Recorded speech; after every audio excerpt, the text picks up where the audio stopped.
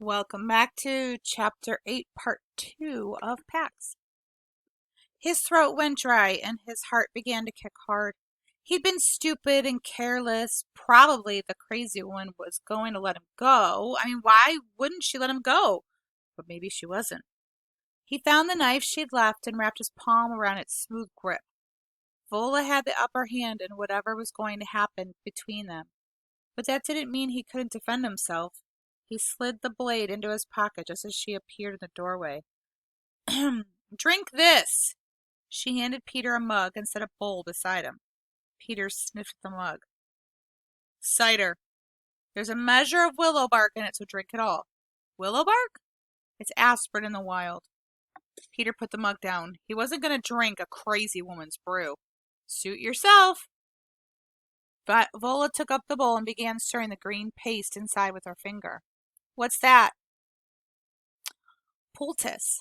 With arnica for the bruising and comfrey for the broken bones, she gestured for him to prop his foot up on the bench.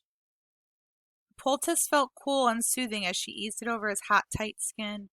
She untied the bandana from her overall strap and wrapped it around his foot, binding it with a second scarf so that it felt more secure.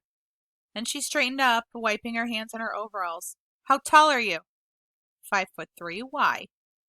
Vola didn't answer. She rummaged through a stack of lumber, brought several long, narrow pieces over to a pair of sawhorses, and began sawing them into paired lengths. The cut wood smelled fresh and clean.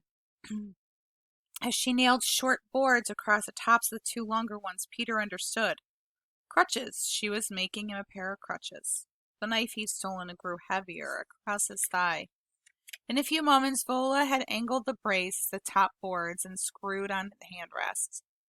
She measured the crutches against him and sawed off an inch at the bottom of each.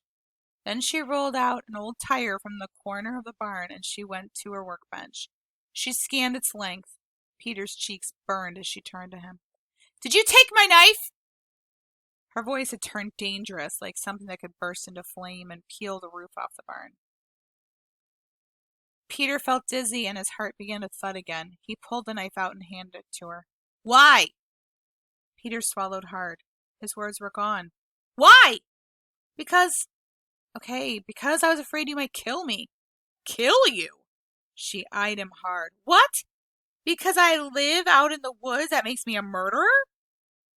Peter raised his shoulder to the wall of the bladed tools. My tools. I have 20 acres of trees to care for, and I'm a wood carver. You thought they were weapons? Peter looked away, ashamed. Look at me, boy. He turned back. Maybe you're not wrong, she said, locking his gaze.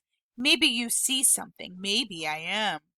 She raised her hands slowly, pinched her fingers together in front of Peter's face, then suddenly flicked them open. Boom! Dangerous like that. No warning. Peter flinched. No, I'm sorry, I was wrong. Vola shot a palm at him and spun away.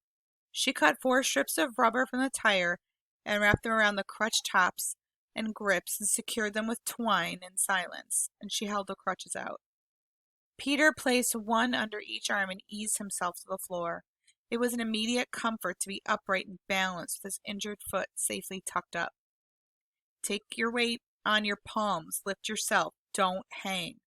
Plant the crutches and then swing through. Peter began to thank her, but Vola cut him off again.